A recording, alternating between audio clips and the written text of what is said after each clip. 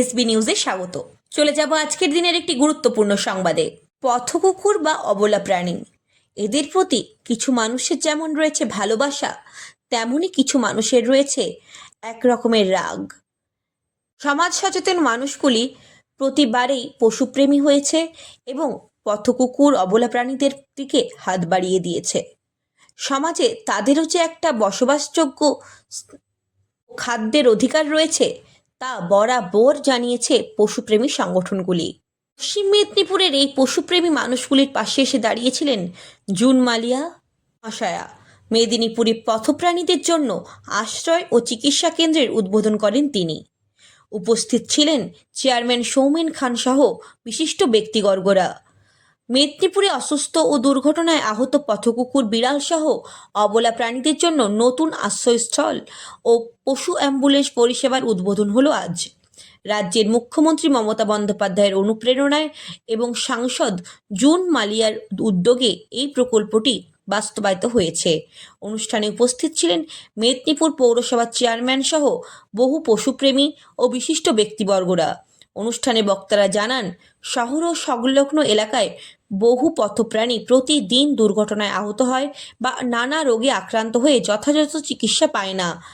এই আশ্রয়স্থল চালু হওয়ায় এখন থেকে আহত ও অসুস্থ প্রাণীদের দ্রুত চিকিৎসা, পরিচর্যা এবং প্রয়োজন হলে নিরাপদ আশ্রয়ের ব্যবস্থা করা হবে। পাশাপাশি চালু হয়েছে পশু অ্যাম্বুলেন্স পরিষেবা, যাতে দুর্ঘটনাস্থল থেকে দ্রুত প্রাণীদের উদ্ধার করে চিকিৎসা কেন্দ্রে নিয়ে আসা যায়। সাংসদ জুন মালিয়া বলেন, মানবিক সমাজ গড়তে অবলা প্রাণীদের প্রতি সমান সহমর্মিতা দেখাতে হবে। এই উদ্যোগে সেই দায়বদ্ধতার প্রতিফলন। চেয়ারম্যান সৌমেন খান জানান, পৌরসভার পক্ষ থেকে সব রকম সহযোগিতা করা হবে যাতে পরিষেবাটি নিয়মিত ও কার্যকরভাবে পরিচালিত হয়। পশুপ্রেমীদের মতে এই উদ্যোগ মেদিনীপুরের পথপ্রাণীদের সুরক্ষার ক্ষেত্রে এক গুরুত্বপূর্ণ পদক্ষেপ। স্থানীয় বাসিন্দারাও এই প্রকল্পকে স্বাগত জানিয়েছেন এবং ভবিষ্যতে আরও উন্নত পরিষেবা চালুর আশা করা যাচ্ছে। পশুপ্রেমী সংস্থার পক্ষ থেকে রিক চৌধুরী, সৌরভ দাস অধিকারী, শিবু রানা, রিমা কর, শান্তা বাগচি, সুমনা দত্ত সহ সংগঠনের প্রত্যেককে জুন মালিয়া ও পৌরপ্রধান সৌমেন খান মহাশয়কে অসংখ্যবার ধন্যবাদ জ্ঞাপন করেছেন।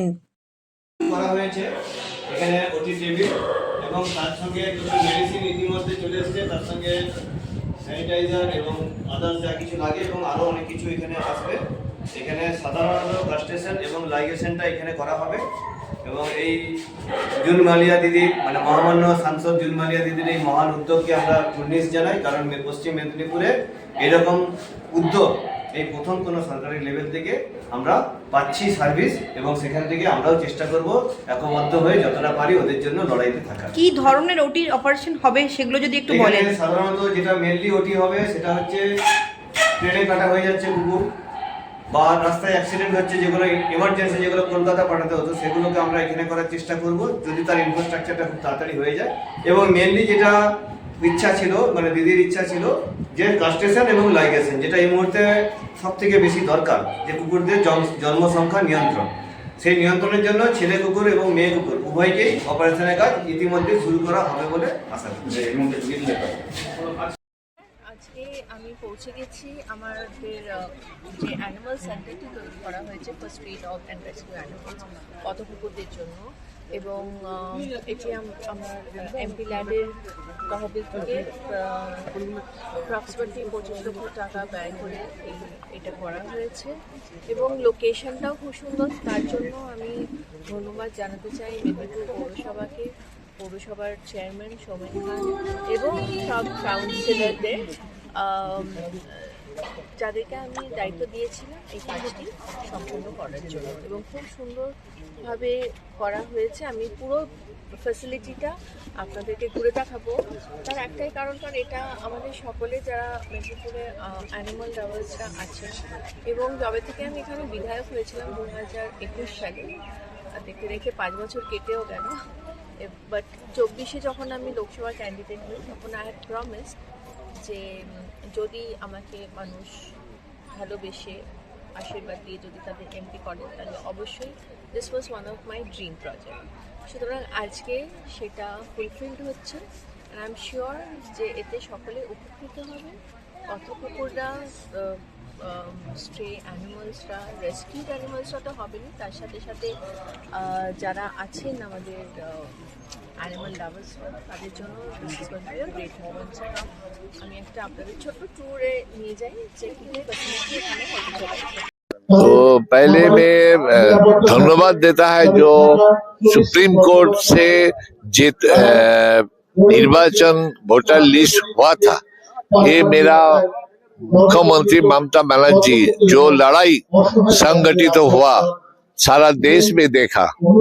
ये लड़ाई जे ओरिजिनल वोटर को बात देने के लिए पहले जो बोला 1 कोटी रोहिंग्या है, 1 कोटी नाम बच जाएगा, ये सब गलती हो गया, प्रमाण हो गया।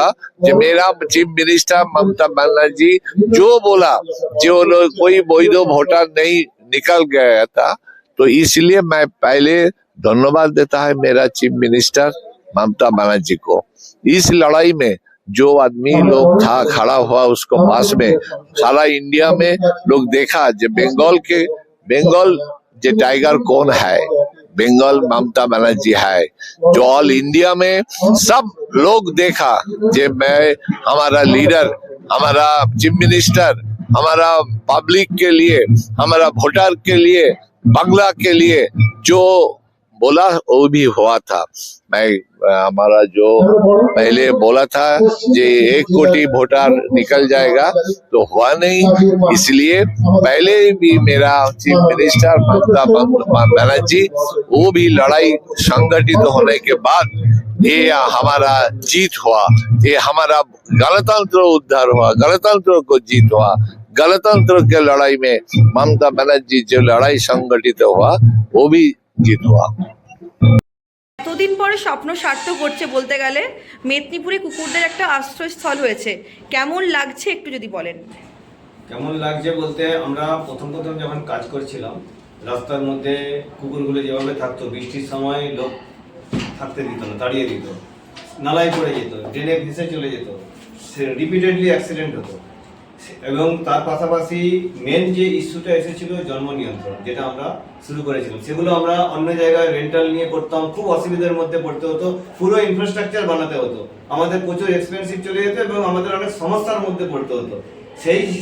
সেই জায়গায় এসে আজকে আমরা একটা ইনফ্রাস্ট্রাকচার পেয়েছি, যার জন্য আমরা জুন দিদির উপরে প্রচন্ডই আমরা খুবই খুশি এবং ওনার এই উদ্যোগকে সাধুবাদ জানিয়ে আমরা আজকে বলতে চাইছি যে এই যে জায়গাটা আমরা পেয়েছি, এই জায়গায় আমরা স্বাচ্ছন্দ্যভাবে এবারে ওদের অপারেশন, ওদের লাইগেশন, কাস্ট্রেশন সহ যাবতীয় যা কিছু কর্মসূচি হয় সেগুলোকে আমরা শান্তিতে পালন করতে পারবো। এগুলো রক্ষণাবেক্ষণের দায়িত্বে কে আছে? এটা রক্ষণাবেক্ষণের দায়িত্বে ইতিমধ্যে যেটা আমাদের কাছে যতটুকু খবর আছে যে মিউনিসিপ্যালিটি জাস্ট এই ইনফ্রাস্ট্রাকচারটা বানিয়েছে এবং রক্ষণাবেক্ষণ আমাদেরকেই করতে হবে।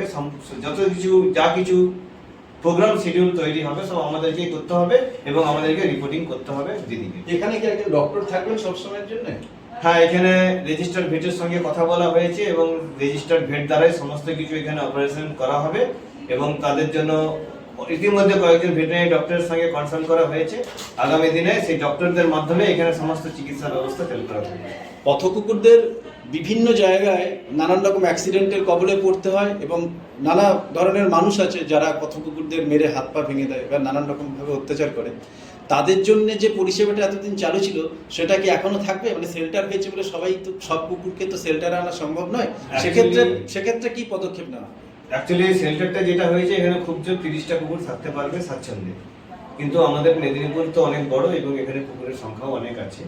আমরা যে কেসগুলো একদম ডিসেবল চেষ্টা করবো সেগুলোকে এখানে এনে করার, বাকিগুলোকে আমরা যেভাবে আমাদের এতদিন সার্ভিস চালু ছিল যেটাকে মোবাইল সার্ভিস বলা হতো, সেই মোবাইল সার্ভিসটাই চালু থাকবে এবং আমরা চেষ্টা করবো সেটাকে আরো উন্নতিকরণ করার। এখানে কি শুধুমাত্র মেদিনীপুর, এখানে এই যে শেল্টার তৈরি হলো আজকে, যেটা জুন ম্যাডাম সমস্ত কুকুরদের এবং পশুদের যারা যে কোনো ধরনের পশু তাদের সাহায্যের জন্য এই তাদের চিকিৎসার জন্য এই জায়গাটার ব্যবস্থা করে দিয়েছে। এখানে কি শুধুমাত্র মেদিনীপুর শহর বা জেলারই কুকুরদের দেখা হবে নাকি আশেপাশের কুকুরদেরও বা পশুদেরও ট্রিটমেন্ট হবে? অ্যাকচুয়ালি ব্যাপারটা হচ্ছে যেরকম আমাদের কাজ চলছিল সেরকমভাবে চলবে, যেটা শিবুদা অলরেডি বললেন। বাইরেরও হবে অবশ্যই, যদি বাইরের কোনো কুকুরের আমরা যেরকম বাইরে গিয়েও কাজ করি, আমাদের দীঘা থেকে কাজ হয়, দীঘায় কাজ হচ্ছে, খড়গপুরে কাজ হচ্ছে, দেবরায় কাজ হচ্ছে, এরকম করে বিভিন্ন এরিয়ায় তো যাওয়া হয়, ঝাড়গ্রাম যাওয়া হচ্ছে। তো ওরকম কোনো জায়গারও যদি কোনো কুকুর সেরকম থাকে যাকে পথের আঘাত থেকে নিয়ে এসে রেখে ট্রিটমেন্ট করে আবার সুস্থ করে রেখে দিয়ে আসা যাবে, তাহলে সেই জিনিসটাও এখানে হবে। তুমি একজন পশুপ্রেমী, আমরা সবাই জানি, নানান সময়ে নানানভাবে তুমি পশুদের অত্যাচারে ঝাঁপিয়ে পড়ো। তোমার কেমন লাগছে? এবং তার সঙ্গে আজ থেকে কি মেদিনীপুর শহর তথা জেলার মানুষ ভাবতেই পারে যে তারা তাদের পশুদের নিয়ে অনেকটা নিশ্চিন্ত থাকবেন, এবং রাস্তার যে পথকুকুর বা পশু যারা ঘুরে বেড়ায় তারাও নিশ্চিন্ত থাকবে অনেকখানি ট্রিটমেন্টের ক্ষেত্রে অন্তত?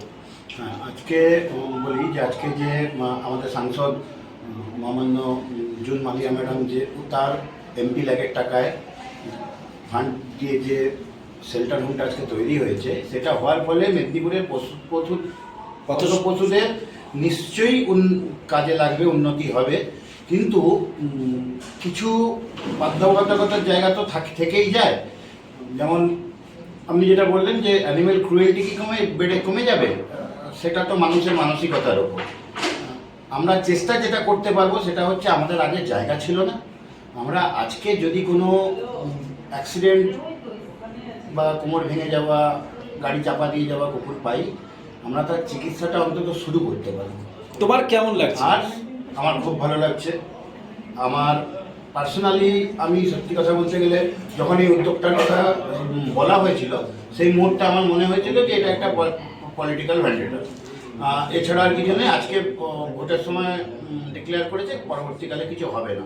কিন্তু আমাদের মহামান্য সাংসদ উনি এই কাজটা করে দেখিয়েছেন। হ্যাঁ, সেই জন্য আমি প্রচণ্ডভাবে তার প্রতি আভারী। মানে আমি ভাষায় বলে প্রকাশ করতে পারবো না যে আমার মধ্যে কি আনন্দ হচ্ছে। একদমই তাই, সঠিক চিকিৎসা পাবে। আর সব থেকে প্রথম বলি যে খুবই ভালো লাগছে আমার। এতদিন যেটা আমাদের পাওনা ছিল, একটা বড় পাওনা আমরা পেলাম। এর জন্য মাননীয় সাংসদ জুন মালিয়া ম্যাডামকে অসংখ্য ধন্যবাদ জানাচ্ছি, মানে একদম মন থেকে, যে আমাদের এই যে জিনিসটা আমরা খুব ভালোভাবে পেয়েছি। আর অফকোর্স আমরা পাবোই সঠিক চিকিৎসা, যত পশুরা আছে সঠিক চিকিৎসা পাবে, এইটাই বললাম। মানুষের মানসিকতা এরকমই থাকে যে এই ধরনের জায়গাগুলোতে তারা পাড়ার কুকুর ছেড়ে দিয়ে চলে যাচ্ছে। তো সেই ক্ষেত্রে আপনারা কি ধরনের স্টেপ নেবেন বা এই ব্যাপারে কিছু যদি বলেন। অ্যাকচুয়ালি এই যে শেল্টারটা বানানো হয়েছে, এটা একটা ছোট শেল্টার হিসাবে, মানে আমাদের কাছে বিরাট বড় ব্যাপার হলো এখানে আমরা 100, 150, 200, 500 এত ক্যাপাসিটি নেই, এবং সবে মাত্র শুরু হয়েছে। এবং সেই কাজ কর্মপদ্ধতি কিভাবে চলবে তার জন্য একটা কমিটি বানানো হবে, যেটা মিউনিসিপ্যালিটির সঙ্গে আমরা আলোচনায় বসে একটা কমিটি বানানো হবে। সেই কমিটি যেরকম সিদ্ধান্ত নেবে আমরা সেরকমভাবে কুকুর রাখবো। অন্যথা অন্য কেউ যদি কুকুর ছেড়ে দিয়ে যায়, রেসপন্সিবিলিটি তার থাকবে, এখানে আমাদের কোনো রেসপন্সিবিলিটি থাকবে না। আমরা যে কুকুরগুলোকে তুলে আনবো তার চিকিৎসা, তাকে সুস্থ করা, সেটা কমিটি নির্ধারণ করবে। কমিটিতে আমরা সবাই থাকবো, এখানে মিউনিসিপ্যালিটিও থাকবে, আমরা সবাই মিলে মিলেমিশে এই কাজটা করবো।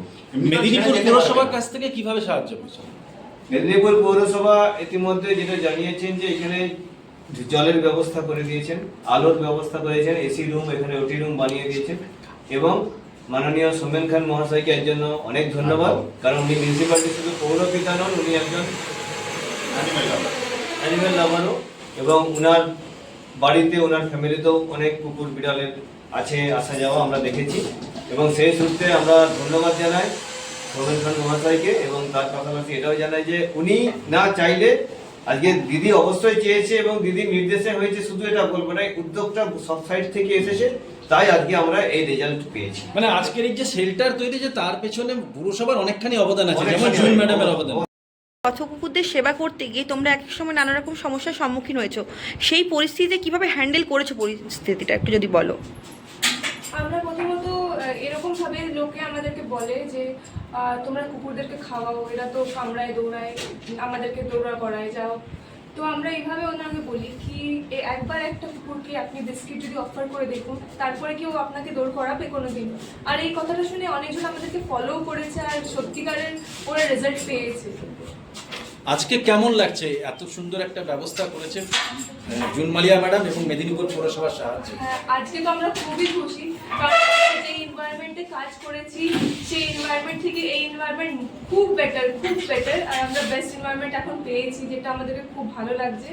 আর তাহলে আগামী দিন কাজ করতে স্বাচ্ছন্দ্য বোধ করবে তোমরা? হ্যাঁ, নাম জিজ্ঞেস করো, সবার নাম জিজ্ঞেস করো। নামগুলো বলে দাও। হ্যাঁ, নমস্কার, আমার নাম মনিকা মণ্ডল, আমি খড়গপুর থেকে। নমস্কার, আমার নাম শৌলিনী দে, আমিও খড়গপুর থেকে এসেছি। নমস্কার, আমার নাম প্রণব চ্যাটার্জি, আমিও খড়গপুর। আচ্ছা, তোমরা কি আজকে এই কুকুরগুলোকে অ্যাডপ্ট করলে?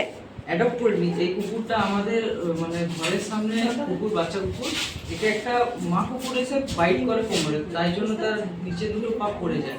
আমার মা গিয়ে দেখে, মা গিয়ে তাকে রেস্কিউ করার দরুন আমি দাদাকে ফোন করি, দাদা এসে ওষুধ চিকিৎসা দেখেন, দাদাই আজকে আমাকে এখানে নিয়ে এসেছে। বহুদিন পথ কুকুরদের সেবা করে আসছেন, আজকেই আপনাদের স্বপ্ন পূরণ যাকে বলে, কেমন লাগছে?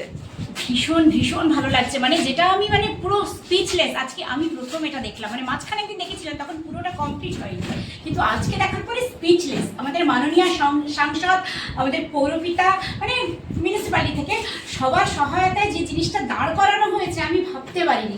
আর আরেকটা কথা আমি বলি, এখানে কিন্তু শুধুমাত্র পথ কুকুর নয়, বেড়াল, এমনকি গরু যদি প্রয়োজন হয়, গরু, সাপ, সমস্ত রকম পথ পশুদের জন্য কিন্তু এখানে ব্যবস্থা থাকবে। শুধুমাত্র ট্রিটমেন্টই হবে। মানে যদি অন্য কেউ ভেবে থাকেন যে মানে কুকুর মানে একটা মানে অনেকের প্রশ্নের আমি একটা উত্তর দিই যে হয়তো অনেকে ভাবছেন এখানে একটা কেন্দ্র মানে আশ্রয়স্থল করা হয়েছে, হয়তো কুকুরদের তুলে এনে এখানে রাখা হবে, তা কিন্তু না। এখানে জাস্ট যেটা আমরা ফিল্ডে গিয়ে কাজ করতাম যে কোনো রকম ট্রিটমেন্ট, মানে হয়তো তাকে একদিন রাখতে হলে মানে ট্রিটমেন্ট তো অ্যান্টিবায়োটিক 3 দিন খাওয়াতে হবে, হয়তো সেই কুকুরটাকে আমরা পরবর্তীকালে আর খুঁজে পাচ্ছি না পরের দিন গিয়ে, সেক্ষেত্রে এখানে রেখে তাকে 3 দিন ট্রিটমেন্ট করে আবার তার এরিয়াতে ছাড়া হবে। মানে আমরা ভীষণ ভীষণ ভীষণ খুশি, একদম মানে এই খুশি ভাষায় প্রকাশ করা যায় না।